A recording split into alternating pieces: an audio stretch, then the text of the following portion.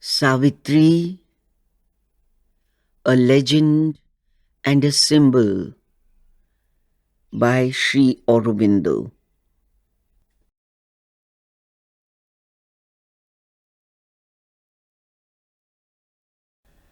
The Book of Beginnings,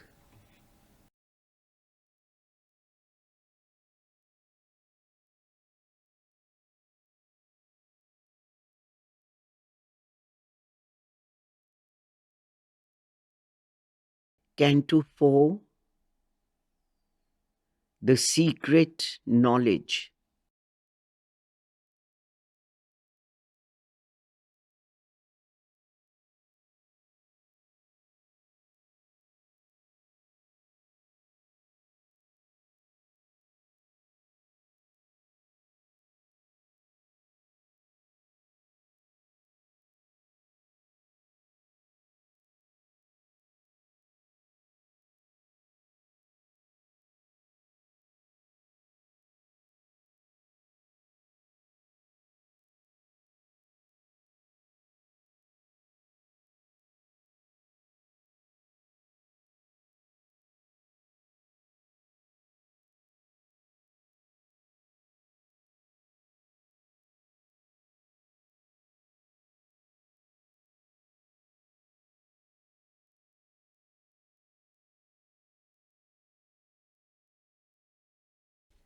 A consciousness that knows not its own truth,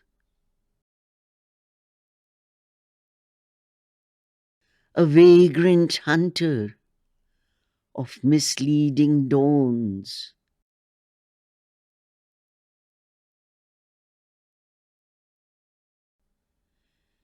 between the being's dark and luminous ends,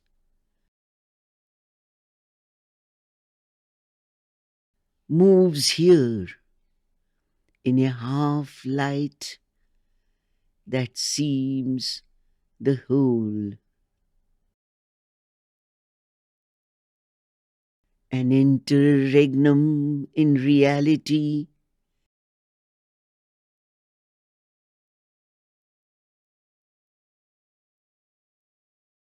cuts off the integral thought, the total power.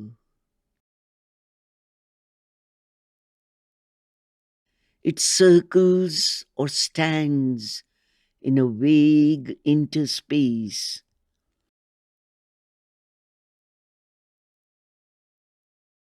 doubtful of its beginning and its close.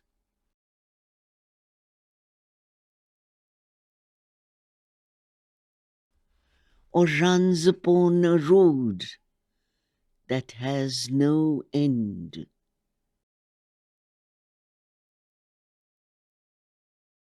Far from the original dusk, the final flame,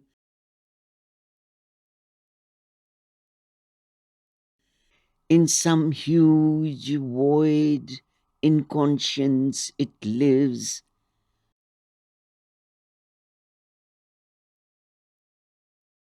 like a thought persisting in a wide emptiness.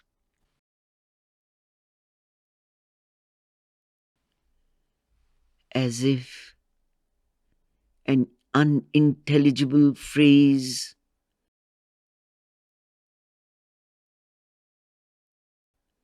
suggested a million renderings to the mind,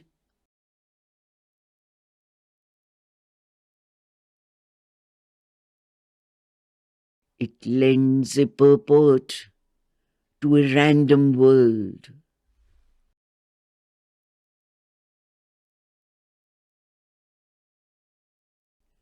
a conjecture leaning upon doubtful proofs,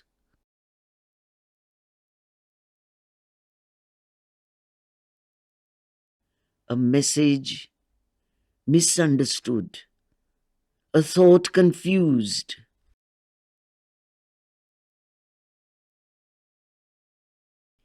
missing its aim is all that it can speak.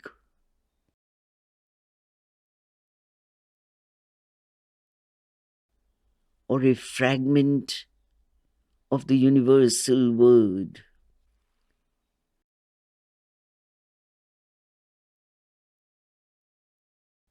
It leaves two giant letters void of sense,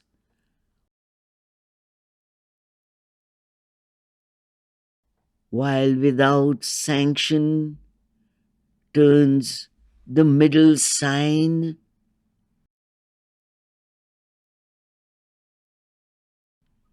carrying an enigmatic universe,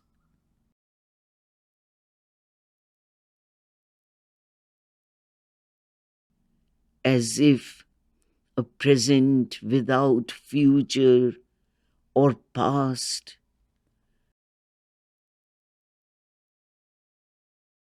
repeating the same revolution's world,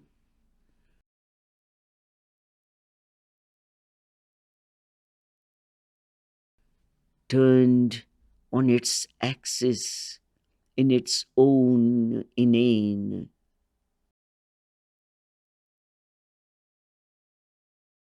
Thus is the meaning of creation veiled.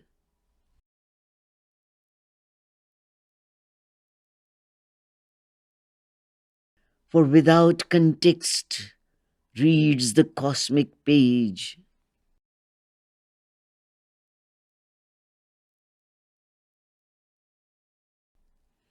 Its signs stare at us like an unknown script,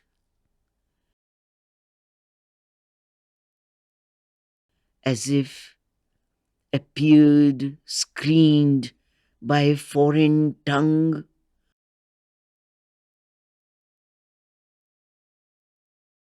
or code of splendor signs without a key.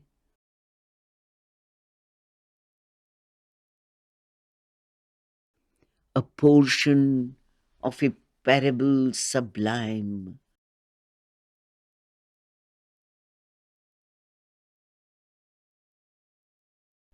It wears to the perishable creature's eyes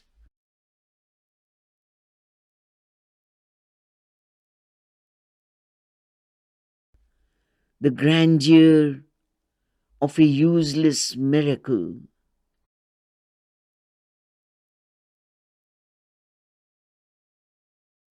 wasting itself that it may last a while.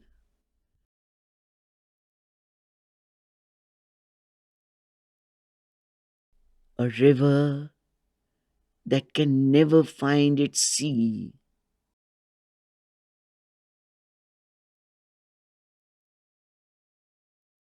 It runs through life and death on an edge of time.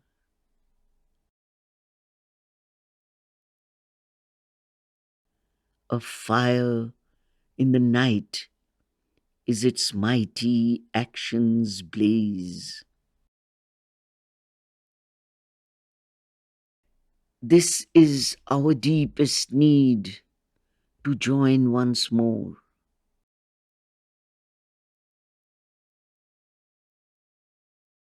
What now is parted, opposite and twain,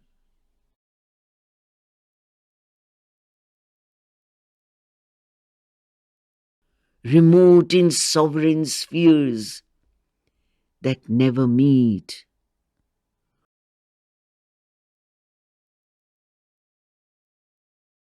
Or fronting like far poles of night and day. We must fill the immense lacuna we have made.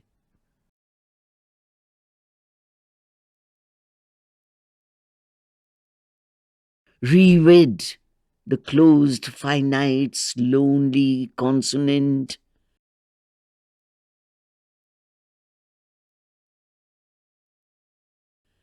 with the open vowels of infinity.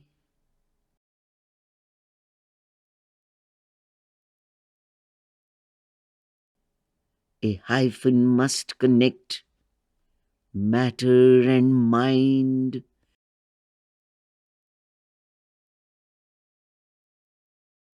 The narrow isthmus of the ascending soul.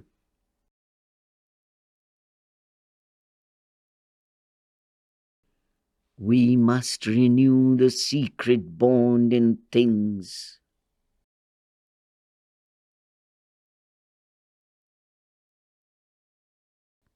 Our hearts recall the lost divine idea.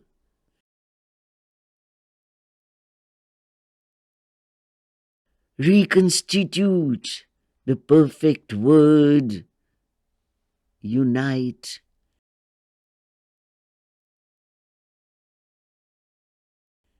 The Alpha and the Omega in one sound.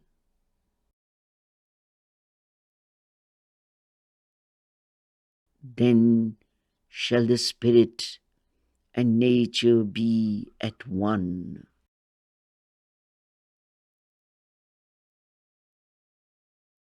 Two are the ends of the mysterious plan.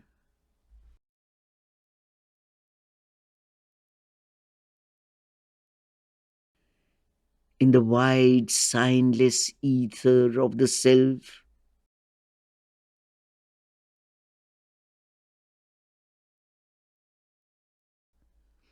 in the unchanging silence, white and nude,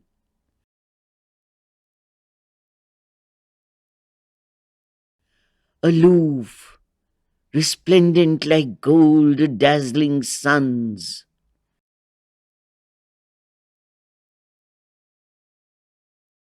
veiled by the ray no mortal eye can bear.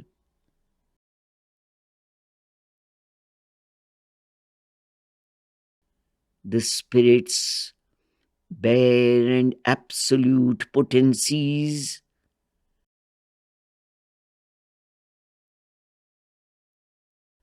burn in the solitude of the thoughts of God.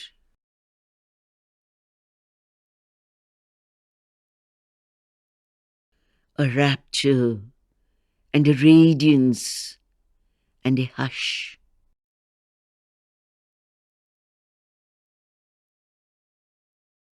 Delivered from the approach of wounded hearts.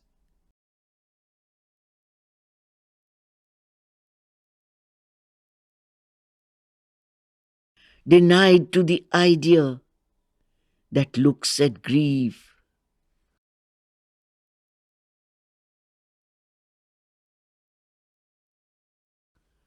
Remote from the force that cries out in its pain.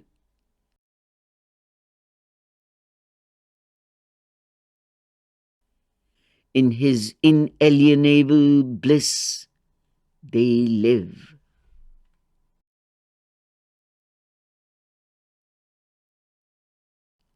Immaculate in self-knowledge and self-power.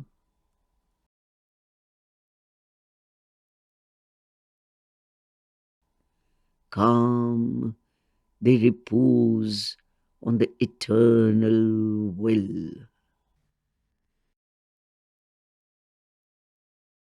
Only his law they count and him obey.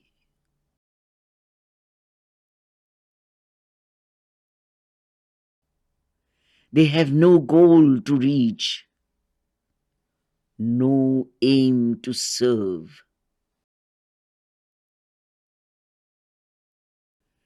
Implacable in their timeless purity,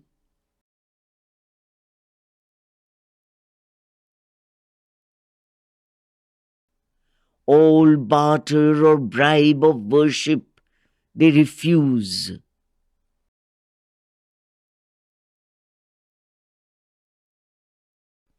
unmoved by cry of revolt and ignorant prayer.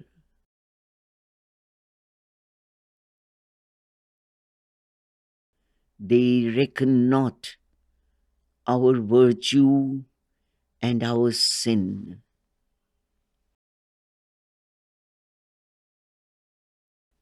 They bend not to the voices that implore.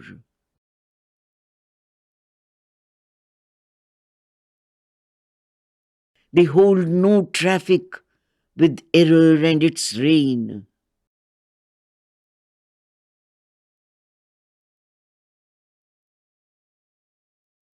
They are guardians of the silence of the truth.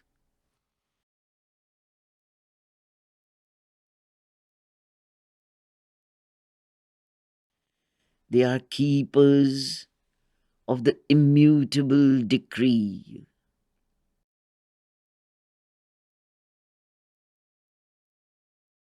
A deep surrender is their source of might.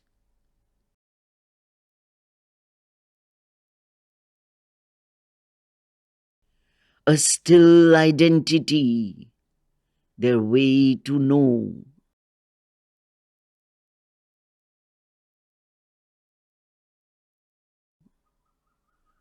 Motionless is their action, like a sleep.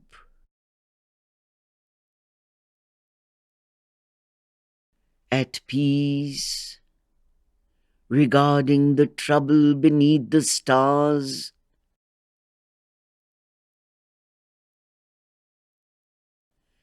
deathless, watching the works of death and chance,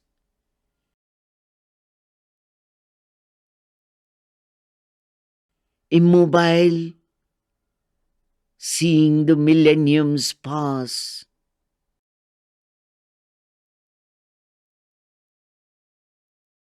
untouched, while the long map of fate unrolls.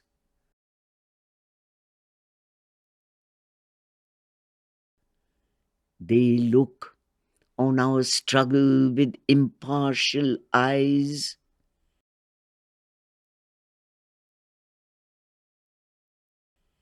and yet without them cosmos could not be.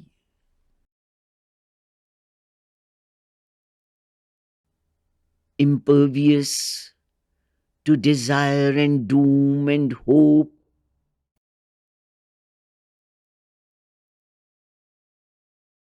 their station of inviolable might,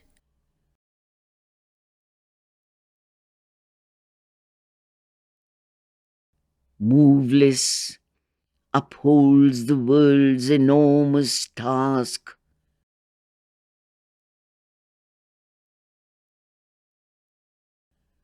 Its ignorance is by their knowledge lit.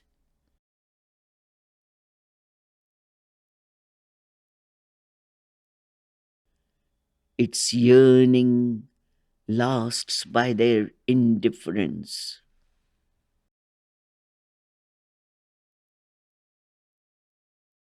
As the height draws the low ever to climb,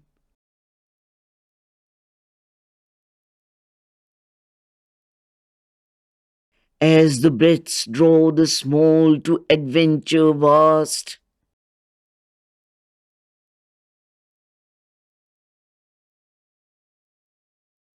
their aloofness drives man to surpass himself.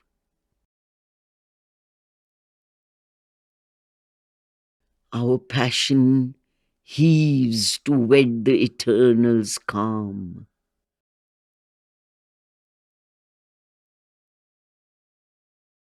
Our dwarf search mind to meet the omniscient's light.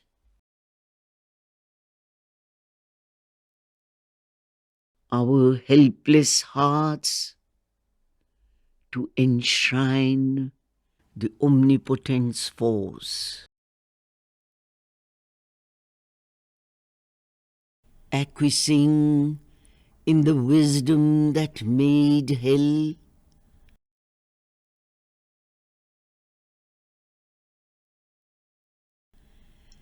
and the harsh utility of death and tears,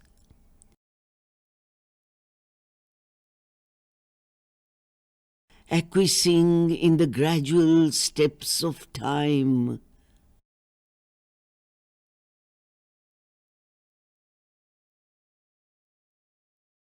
careless they seem of the grief that stings the world's heart, careless of the pain that rends its body and life. Above joy and sorrow is that grandiose walk. They have no portion in the good that dies.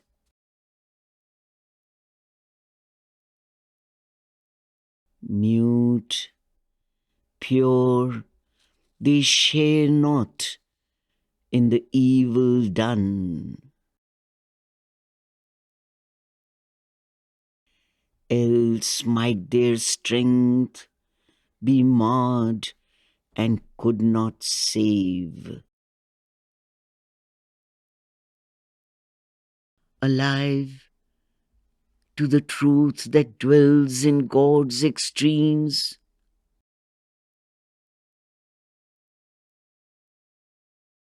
awake to a motion of all-seeing force,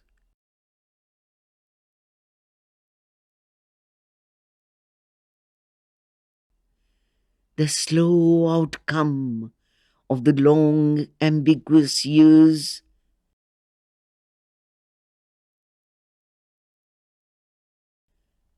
and the unexpected good from woeful deeds.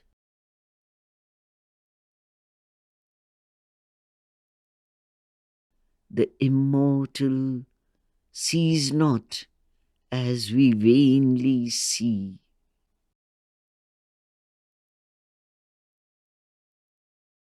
He looks on hidden aspects and screened powers.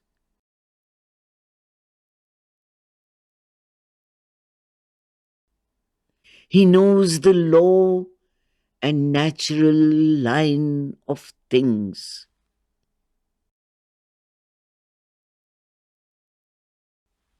Undriven by a brief life's will to act,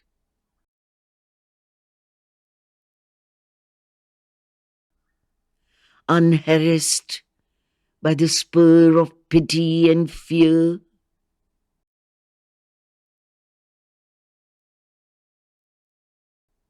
he makes no haste to untie the cosmic knot,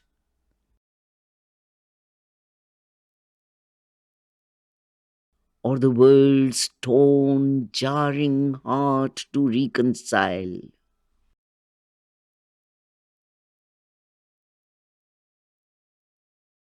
In time, he waits for the eternal's hour.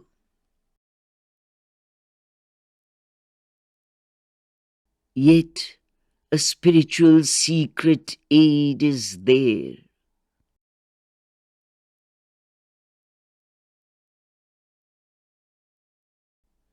While a tardy evolution's coils wind on,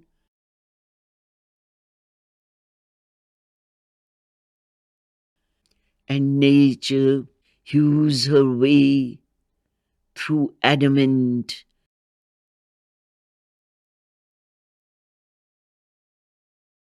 a divine intervention thrones above.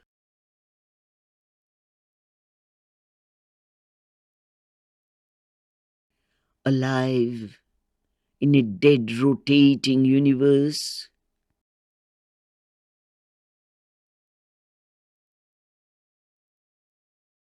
We whirl not here upon a casual globe.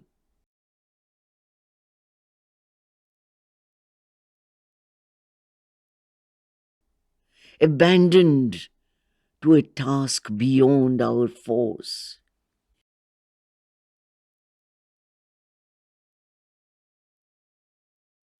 Even through the tangled anarchy called fate,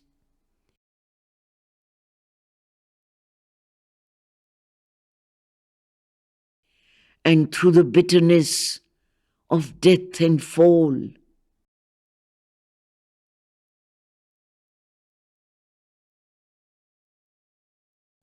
an outstretched hand is felt upon our lives.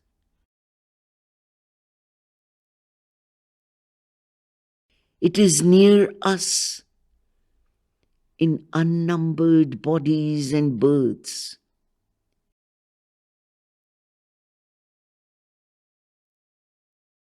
In its unslackening grasp, it keeps for us safe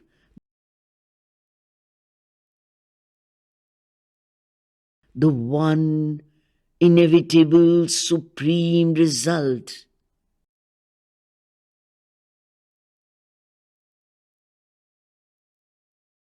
No will can take away, and no doom change.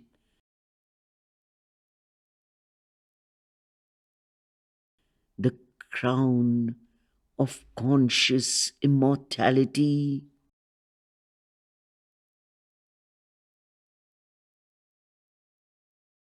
the Godhead promised to our struggling souls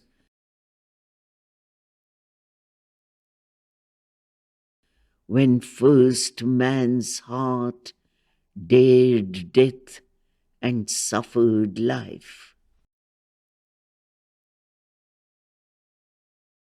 One who has shaped this world is ever its Lord.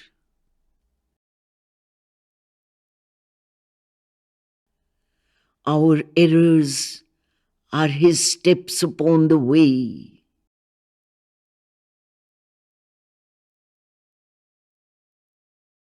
He works through the fierce vicissitudes of our lives.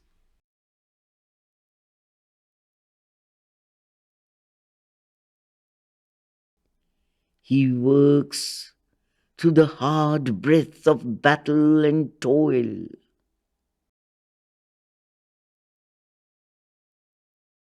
He works through our sins and sorrows and our tears. His knowledge overrules our nations.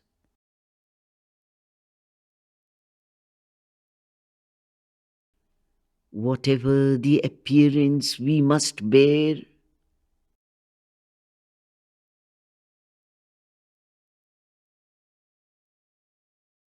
whatever our strong ills and present fate,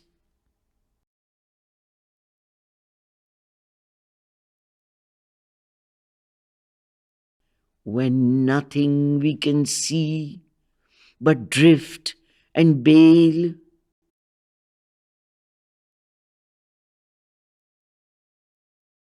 a mighty guidance leads us still through all.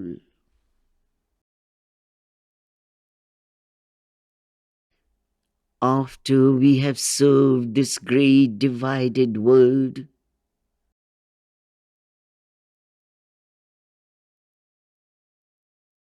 God's bliss and oneness are our inborn right. A date is fixed in the calendar of the unknown.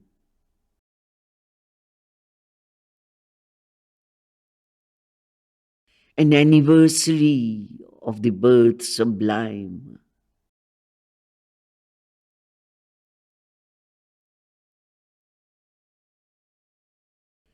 Our soul shall justify its checkered walk.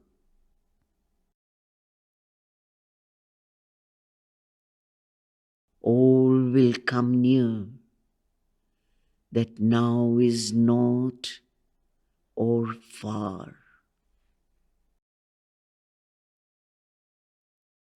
These calm and distant mights shall act at last. Immovably ready for their destined task,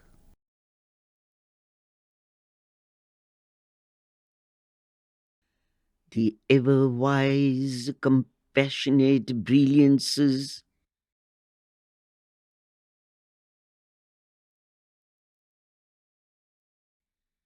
await the sound of the incarnate's voice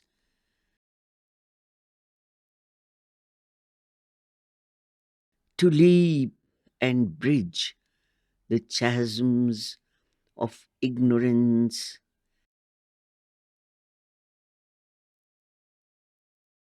and heal the hollow yearning gulfs of life